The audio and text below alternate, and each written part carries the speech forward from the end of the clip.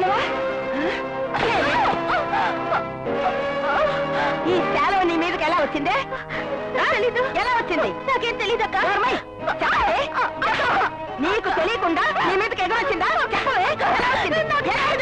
చెప్పవే.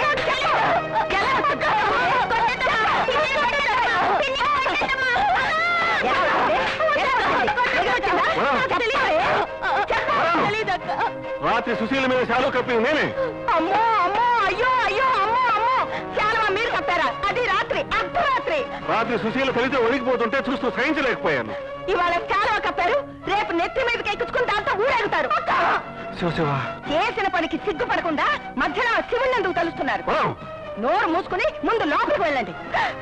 ఏమే ఎన్నాళ్ళ నుంచి జరుగుతోంది ఈ చాటుమాటు భాగవతం? అక్క, నేను రోజు పూజించే ఆ భ్రమరాంబిక తల్లి సాక్షిగా నేనే పాపము ఎరుగనక్క, ఏ పాపము ఎరుగను. రంకు నేర్చింది బొంకు నేరవకపోతే నా మొగుడిని వల్ల వేసుకుంటావా? నా కాపురంలో చిచ్చు పెడతావా? నిన్ను ఈ రోజు ఊరికే వదిలేనంటే రేపు ఏదైనా చేస్తావే. అక్క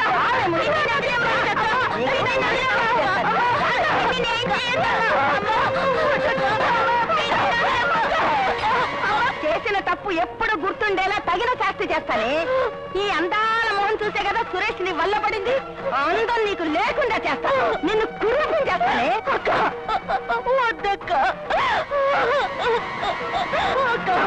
నేను చెయ్యద్దక్క. కాళ్ళు పట్టుకుంటానక్క. వద్దు. ఎక్కడికి పోతావే? దండం పెడతాను.